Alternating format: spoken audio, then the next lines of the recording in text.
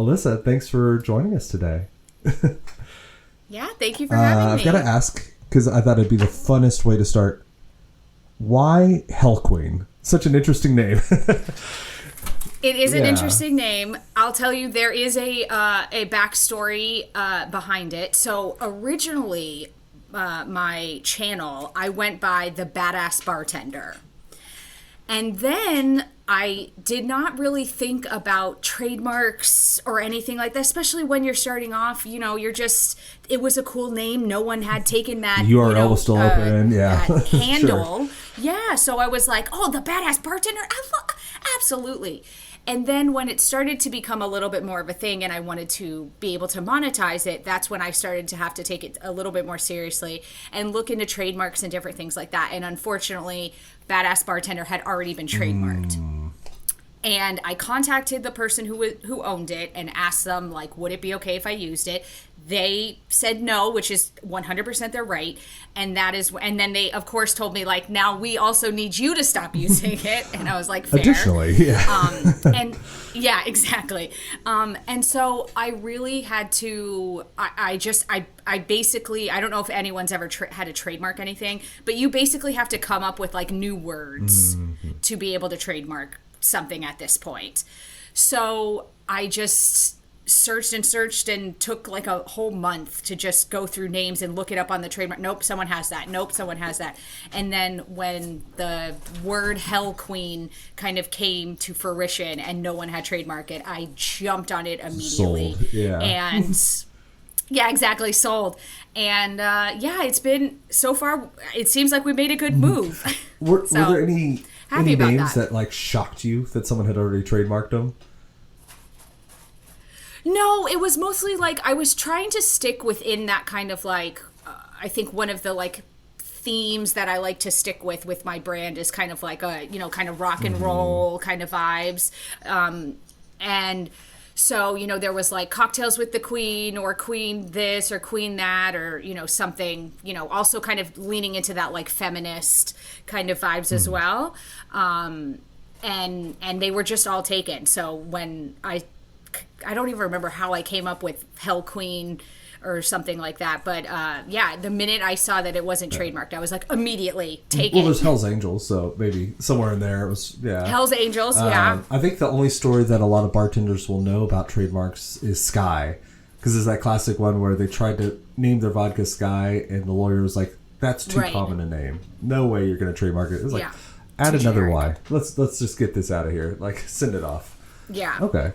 Yeah. Trademarking is not only a pain in the butt, it is very expensive. I'm sure. There's, as far as I could tell from searching, no one that uses the Serves You Right podcast, but I'm like, yeah, well, someday we'll find out. I might get a cease and desist too. Where in the world are you coming from? And kind of tell us about your background, how you got into bartending. Yeah, so I am currently located in Phoenix, Arizona, but I am originally from South Florida, from like the Fort Lauderdale area. I moved to Phoenix about 5 years ago. And how I started bartending is actually a really funny story. I actually did not start bartending or even working in the service industry until I was 27. So I was a very late arrival to this world. I had a normal 9-to-5 corporate job where I sat in a cubicle all day for 8 hours a day, going absolutely insane. And one day I just woke up and was like, I can't do this anymore. I was already kind of on my second career at that point. And I just decided working in a restaurant, being a bartender is something that I've always at least wanted to try, but just like never really found the right opportunity. And so I kind of just threw my hands up and was like, I'm going to go work in a restaurant until I like figure my life out. Yeah. Because it looks like fun. Yeah, it looks like fun. I don't know what else to do. And I'll just like figure the rest out later. And I got really lucky that the first job that I got, I was actually working as like a door girl in Fort Lauderdale, downtown Fort Lauderdale, in like the middle of all the clubs. There was this first craft cocktail bar that had opened in the area, like the first real serious one. It was like right when old fashions were starting to become a thing, like trickling down from New York into Florida and everything like that, becoming more of a recognizable thing. And the great thing about the place, or the GM that worked that place, was when they did their R&Ds, like they'd go to Southern and do, the different things, he invited all of the employees. He said, anyone, doesn't matter what you do, you can come to this and like learn or experience it if you that's want. Cool. And so I went to one of their trainings at, I think it was Southern, if I remember correctly. And I just remember the guy talking about, like, I think it was like a pea and lavender margarita or some kind of drink that he had made that he was inspired by a soup or something. And my eyes just lit up. And I was like, this is just so cool. And look at how serious you can take it. Like, it's not, yes, it's a fun job, but I saw a different side to it where you could make it a career, you could make it serious and be really proud of what you did. And I just kind of grabbed onto that, and it just kind of, it pulled me in, and I've never been able to leave yet. Yeah, I found a lot of people have that story where it's like that one person or that one cool meeting, that one cool lineup where it's like, all of a sudden you're introduced to 4 different tequilas, or you have someone who like created a cucumber jalapeno margarita. You're like, there's always something that's like, okay, there's a something there. just clicks. Yeah, for sure.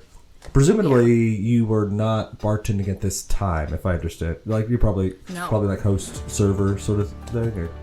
Sorry to interrupt. Me and Elissa will be right back, but I wanted to ask, if you have not, please subscribe to the show. It'd mean the world to me. Okay, here is Elissa and Andrew.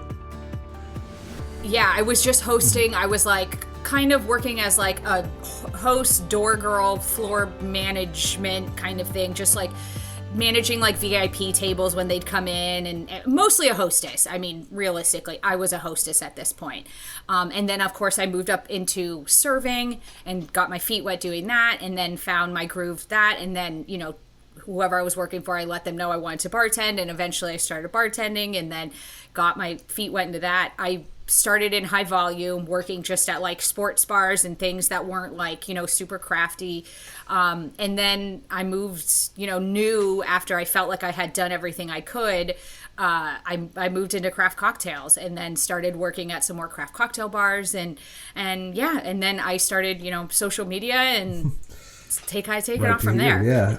What was your felt sense when you started bartending? Like, did it, like, when you got behind the bar, did it just click? Did it feel a little odd? Like, how did that transition go for you? Yeah. I was not very good, I would say, when I started. When I started as like a server, I was not very good. I got fired for my very first serving job, actually, because I spilled a glass of wine on someone, like on a tray. I'm still not the best at carrying a tray. Yeah.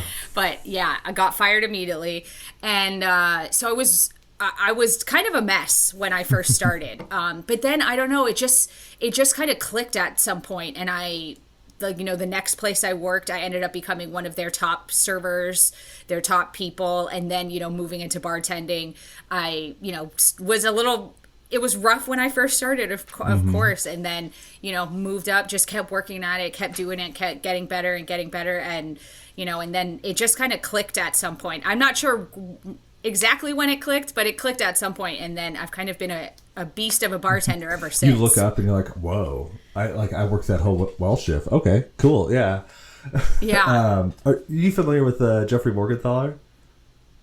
Yeah. Oh, of course. So, have you heard his story of his first time bartending? Because if not, it is awesome. So, No, I've never heard it. He tells it, and it's so good. He's like, I was the worst bartender in the world the first time, and he's working at this bar, and he has like a group of cowboys essentially come in, and they all got Budweisers. And he's going through, and like as he's taking their order, it's very clearly like round of 6 beer. It's like the easiest thing. And he's like, "What will you have? Budweiser?" He writes it down, Budweiser.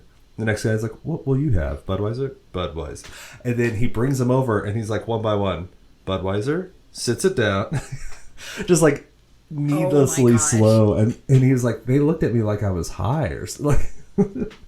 But I probably would too, honestly. We all have that weird start where you just don't know what you're doing. Like, that is the good thing about service. It feels like the end of the world. I'm sure getting fired felt terrible, but there's always another job down the road. There's always someone is always hiring in this industry. So like, even your worst mistake can be behind you in like a week, essentially. And you know what's really funny is the owner, who is the one who ended up having to fire me. He actually follows me on social, and every once in a while he'll like jump on one of my lives and he'll be like, "Remember, look at how far you've come. Remember when you dropped that line on someone and we had to let you go, and now I'm so proud. And if you ever want to come back to Florida and work for me, I'm opening up a new spot." So it's all come full circle. Yeah, it always does. You mentioned the transition to craft cocktail, and I was wondering, because I've been struggling with this lately, do you have a good definition for craft cocktails? Because it's one that I haven't been able to nail down yet.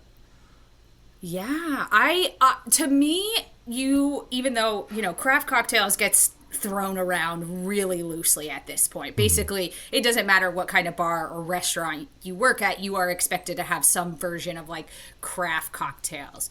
But to me, craft cocktails really means you're measuring out your ingredients in some way. You're kind of, having those standards. You're doing more techniques like double straining, chilling glassware, those extra, you have the nicer ice, and you're using homemade ingredients, not just, yes, fresh juices, but, you're making infusions, you're making your homemade syrups. Not everything is pre-bought.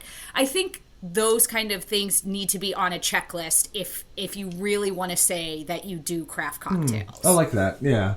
And, that's kind of where I've landed, where it's just like, it's an atmosphere where you take cocktails seriously. But I've just been trying to toy around. It reminds me a lot of like natural or like sustainable wine. And like there are no formal definitions or like organized bodies that regulate it. But like, we know it when we see it, kind of thing. Like we know that, this heavily manipulated, like they added some mega purple 3 or whatever. Like this isn't natural, but there's no like accepted worldwide definition kind of thing. It's like, right. Are you taking it seriously? Yeah. You also mentioned social media, and I know that's a big part of what you've done. How did you start that? So when I decided to start social media, it was a little bit before COVID, I would say, maybe like a year or two before COVID. And basically the biggest thing is, like so many bartenders, especially because I was older at such a newer state, I immediately was looking at what can I do with this? What is my future going to look like? And there's just only so many options for bartenders, right? You have like management, which I tried. I'm not a huge fan of doing. Yeah. You can go be a brand rep. Tried that, kind of poked my toes in that. Wasn't really my vibe. Or, some people will always say, well, I want to own a bar. But in reality, like, that's great to say, but we have to look at things like in reality. And unfortunately, those opportunities are just, I'm not saying it can't happen, not as accessible, I think, as everyone would like to be like, yeah, I'm just going to go open my own bar. Well, you've heard the best way to make a small fortune in owning a bar, right? Burn it down? Start off with a big fortune. It's like, yeah, pretty much. Oh, there you go. Okay, yeah. Yeah. I was going to say, burn it down, take the insurance money. That's probably some other people's exit strategy, too. Yeah. But I saw, it was right when bartenders were kind of coming on social media and kind of using that in creative ways, maybe not to further their careers, but definitely in creative ways. And I saw people like, there were a lot of people out in California like Bad Birdie and Cocktails by Hawk that were, putting up videos, or I think just pictures at that time. I don't think even Instagram had videos at that point. And I was just like, this is so cool. And I saw different opportunities that they had gotten or received. And I was like, well, there's no reason that I can't do that. And so I really used social media. At first, it was really more of a way to network, like a LinkedIn almost, or like use it like a portfolio. So I would make different drinks that I didn't have, I wasn't going to put them on a menu or anything like that. I just took pictures of them. I'd put the ingredients and then I, just started posting on social media, and then not really thinking really anything was going to come of it. And then, eventually I started kind of getting a little bit of a following. And then when TikTok started, I was very hesitant to be on camera. Okay. Did not want to be on camera at all. All I did was take pictures of cocktails. I was behind the scenes. Nobody could see who I was. And I had a friend who was just like, I know you don't want to be on camera, but if you do want this to work, if you legitimately want this to work, like, you're going to have to bite the bullet. You're just wasting time at this point. People, And oddly so enough, I want to finally see just you. was I like, don't understand it, but yeah, like, yeah. yeah. And so eventually I was just like, okay, yes, I have to start being on camera. And then, yeah, I started, when I moved to Arizona was when I was able to kind of set up my studio officially, because I knew I was going to be here a little bit more long term, unlike some of my other leases in Florida that was like a year, and having to move a whole studio and bottles and things like that was just not, didn't seem to make sense. The neighbors start asking questions. Then, for sure. Yeah. And so, yeah, and then I just started, I started posting videos, and it's kind of just took on a life of its own. That's cool. That's really cool. I am curious, because I found this to be true, and I'm sure there are people out there that are bartenders that have this same hang up too. Did you find that putting yourself on camera, putting yourself out there, kind of hit you in a weird emotional way at the first that, like, is almost even hard to explain? Like, there's almost a wall to it that you just, like, have to get through, but just, you feel weird. And you just do for, like, a couple of months. Yeah.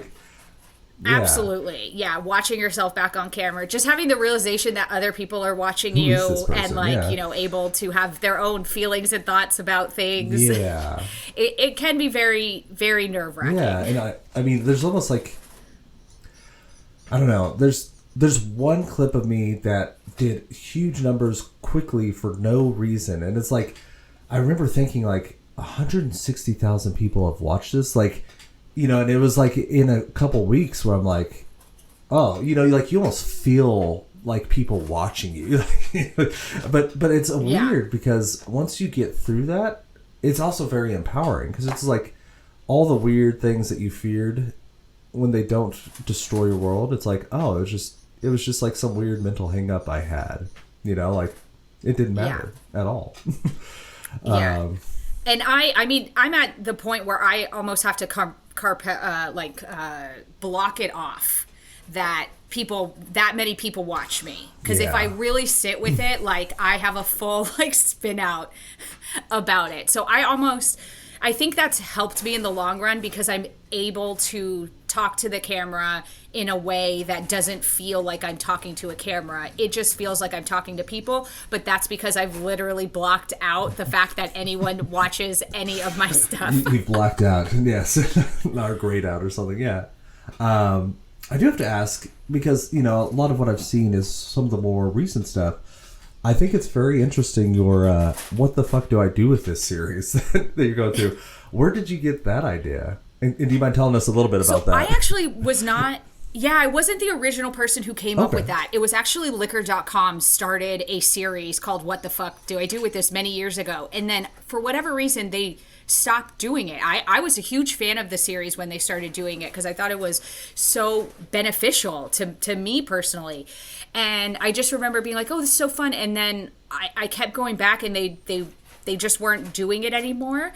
And so I was like, oh, well, that would be, what a great way to do a social media video. And it felt very on theme for me. I'm very, like, loose about the way I speak, and I tend to curse a little bit on my videos and be a little bit more direct. So it felt very in line with my brand. And so when I did the first one and it kind of took off, I was like, whoa, you got to give the people what they want, and this is what they want. And everyone, I think it's my favorite series that anyone follows. I always get tons of compliments on it, and so I'm happy to keep doing it. Every bartender's had that same experience of, like, first time they tried Chinar and be like, what the fuck do I do with this? Yeah, there are a bunch of weird ingredients. I want to ask about the book. What led you to getting a book made, and do you mind talking through, like, how you chose these drinks, kind of that whole evolution? Yeah, so the biggest thing about writing this book, 100% like self-published and all that, I really just, I felt coming up in the bartending world, like, every bar should have, like, a little recipe book or a little, like, guide for the new bartenders coming in, or any of the bartenders working there, on how they want their drinks made. Because we know everybody makes everything so many different ways. And if you go to a bar and ask them how do they want you to make a margarita, where is the piece of paper that says how they want you to make a margarita, how they want you to make a Cosmo, how they want you to make, an espresso martini and this and that. But nobody has it. And mostly nobody has it because I feel like bar managers are expected to create those things, but they don't always have time. They have bartending shifts. They already have a lot on their plate. They're not usually compensated extremely well. So it kind of gets lost in the shuffle a lot of times. And I was just like, wouldn't it be just a great idea to just write down all of the recipes that I use in my everyday life that I feel like over the years of my bartending I've needed to know, and people in the craft world or coming into the craft world would be expected to know. And so I just, decided to write a little guide, a little booklet about, exactly the recipes, exactly how I make them, as simple and as clear as possible. So, there's like one recipe on every page. It's alphabetical.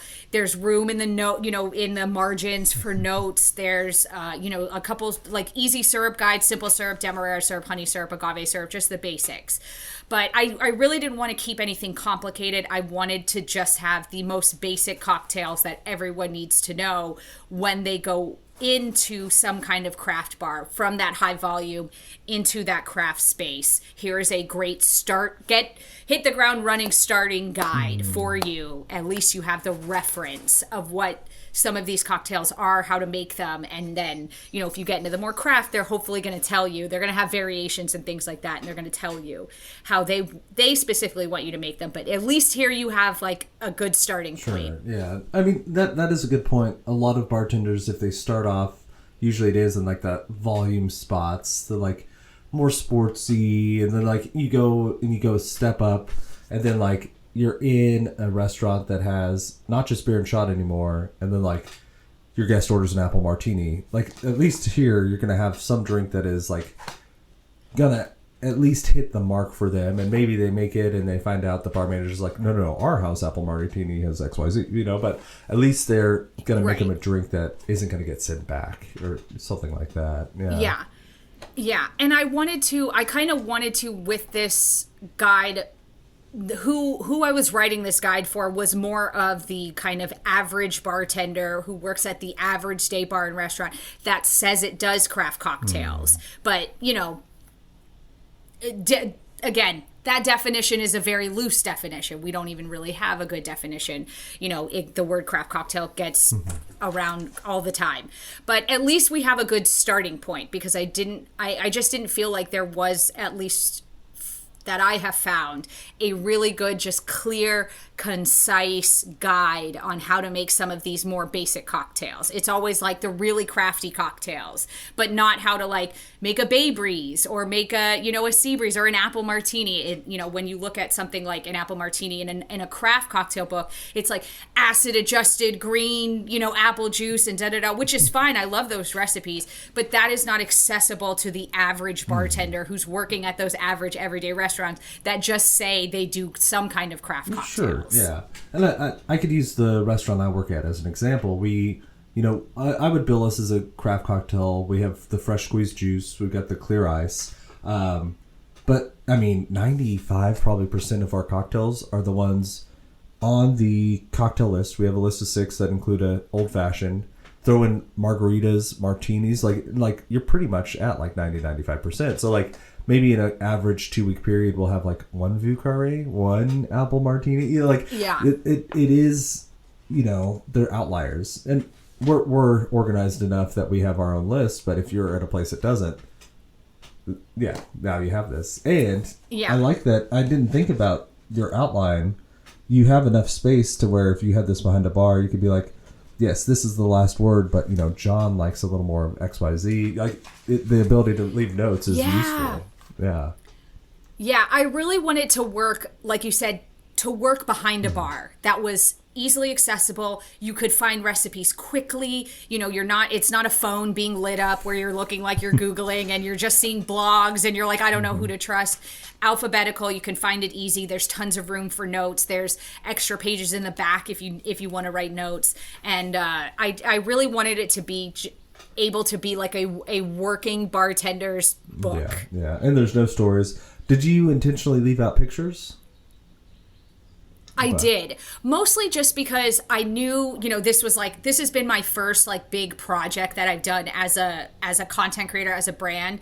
So especially because I was, I'm self-publishing it.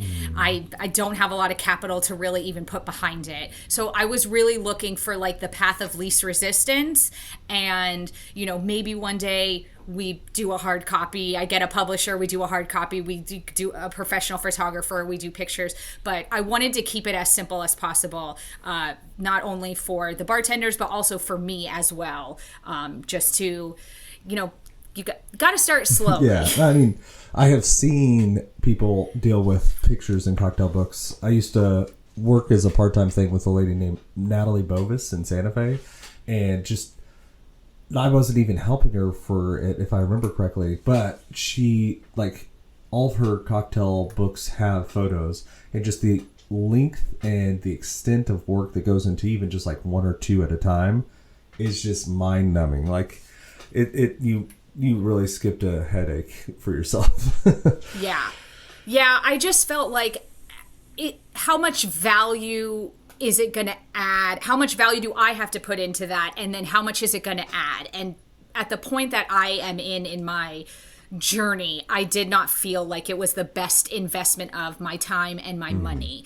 I have the little sketches in there. Not every cocktail has a sketch, but a little sketch of glassware and things like that. They're not like 100% accurate, of anything. They don't have color or anything like that. But I really wanted to keep it as simple as possible. Is there anything about making the book and selling the book that has surprised you? Something you didn't expect from the whole process? No, not really. I think I'm surprised at how many people have gravitated towards it. I knew it was a good idea, but I didn't realize, I think, how many people, I'm obviously biased on my ideas. So you think you have a good idea, and then once it gets out in the marketplace, that's the true test. And I've been really, really happy with how it has been received and how many people have found it so useful. And I'm very happy about that. Yeah, that's great. No, it is very, very useful. It's designed to survive behind a bar. Not many things are, which I appreciate that. You can tell. What's coming up for HellQueen in the future? What do you got on the horizon? Anything you can tell us about?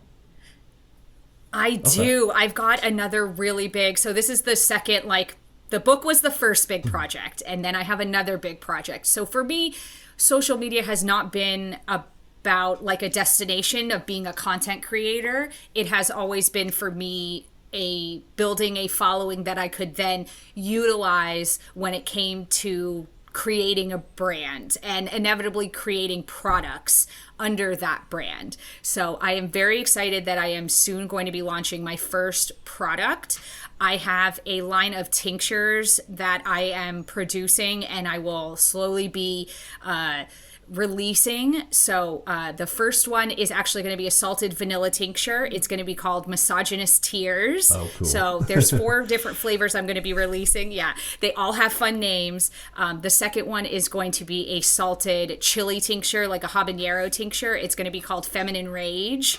And so they're going to be, just come in like a dasher bottle like you would bitters. For the first 2 releases, I'm also going to have non-alcoholic relatives. So I'm going to have a regular vanilla tincture, and then I'm going to have a non-alcoholic one, so that anyone who is drinking or not drinking can decide on what is the best option for them. And as well, for the habanero tincture, I'm going to have a regular tincture, and I'm going to also have a non-alcoholic tincture as well. So those will be the first 2 releases, and then we have 2 more flavors that will be coming out, but want to kind of get the wheels turning, get my feet wet with this. Awesome. Yeah. So I am very, very excited. I have just bought actually all of my base products, so bottles, the base products that go in the juice, and the labels and everything like that. So everything comes in within a week. I am hoping to start making full announcements and producing within the end of the month to early May.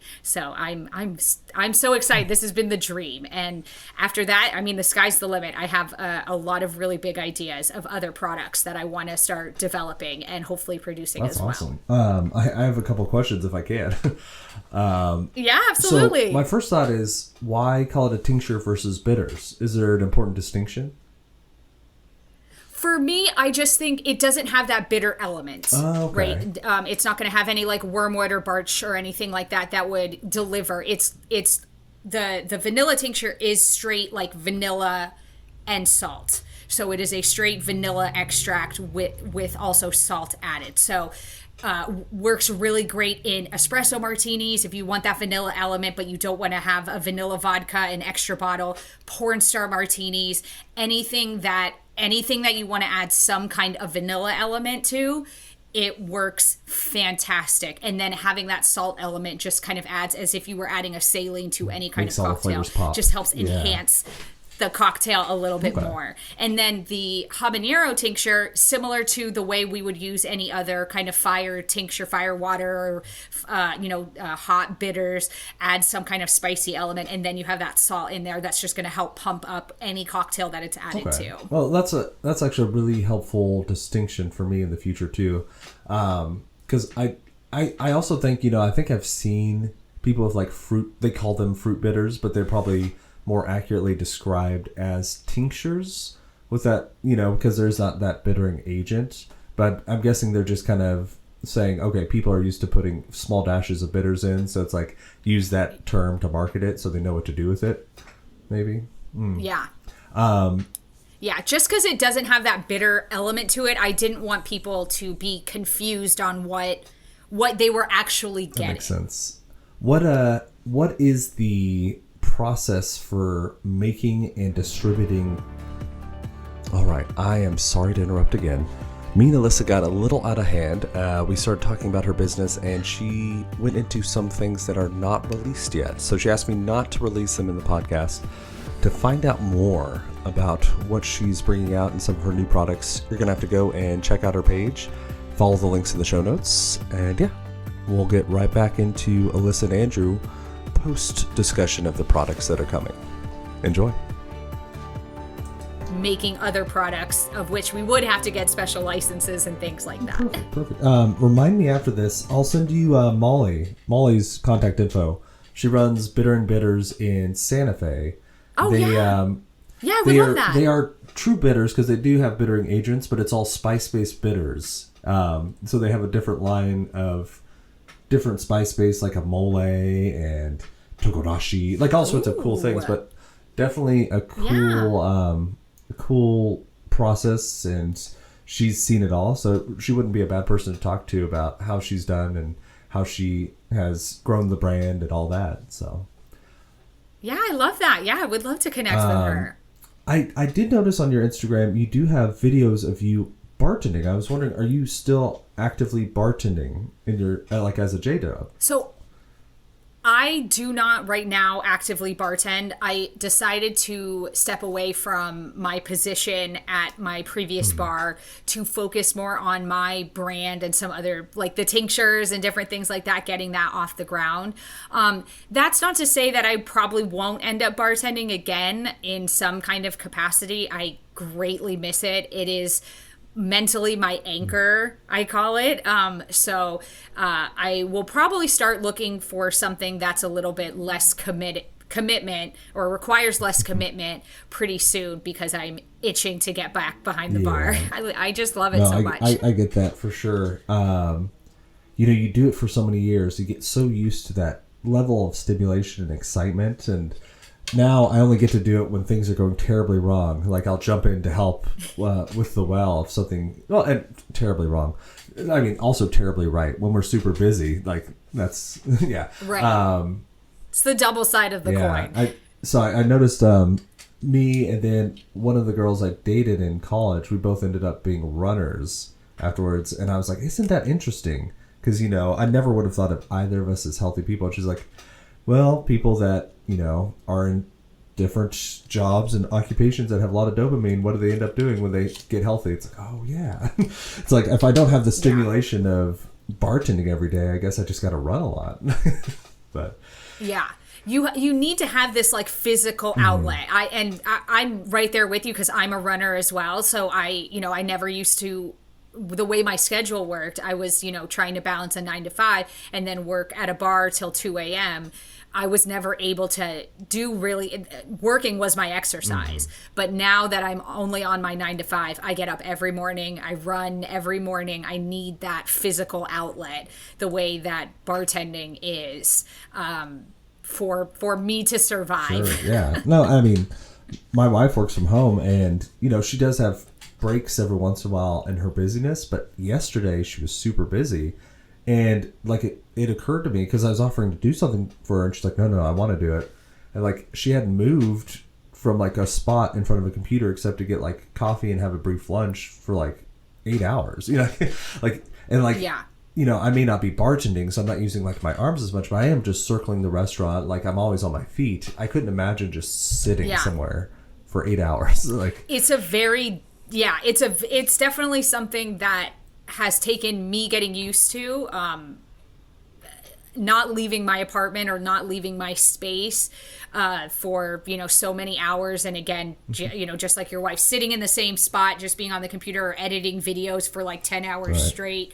I definitely missing that physical outlet and just that, especially I think when you're more probably like we are, where that you like you don't usually have bad shifts, like you don't usually mess up too much, so you get that like automatic praise and that good feeling of like I'm a killer. I worked that heavy shift, and like you said, that dopamine of like feeling good about yourself. And it's not as much of a challenge anymore. So you're not like you're just flinging your arms around, doing a fantastic job, making lots of money.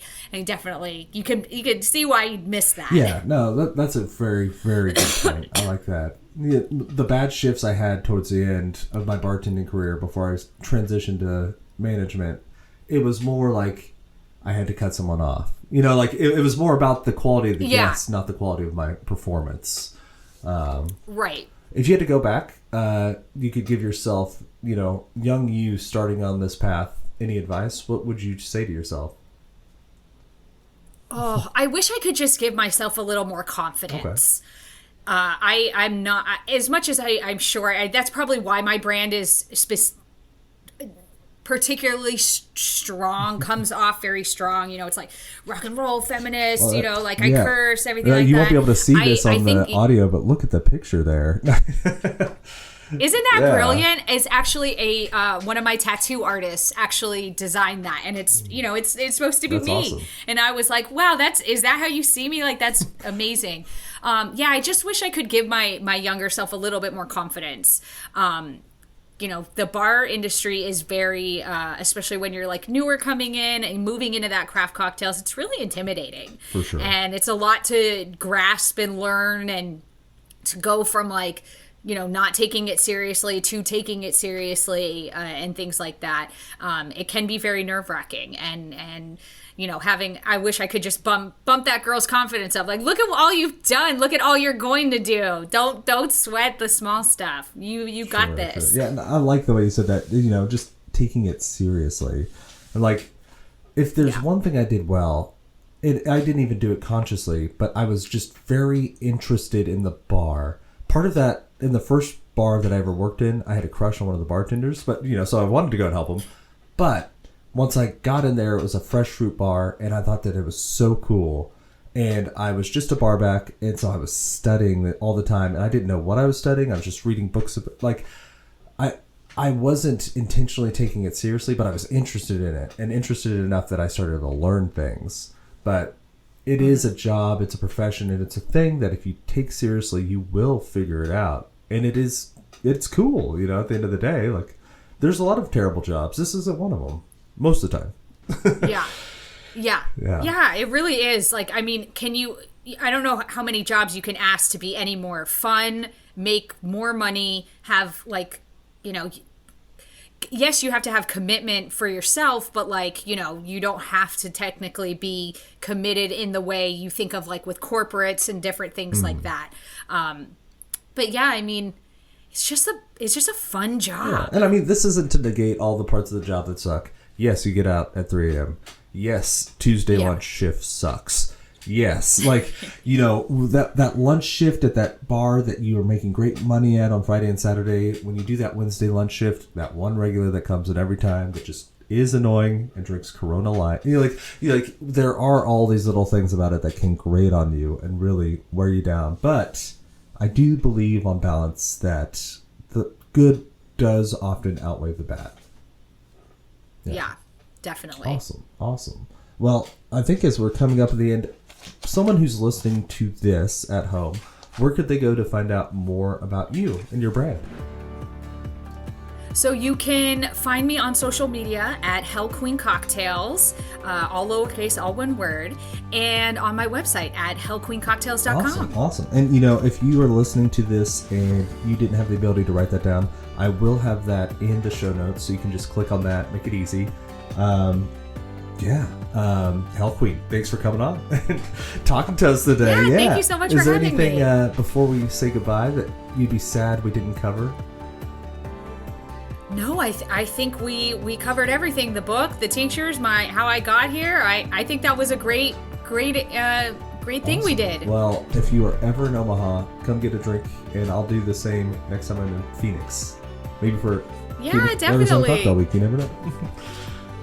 Awesome. Yeah. Thank you for listening. That is today's episode. Now, if you have not taken a moment to check out our website, please do. It's servesyouRightPod.com.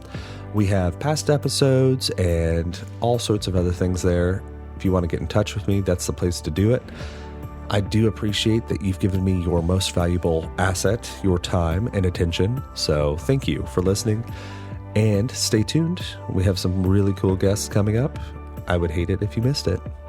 Cheers.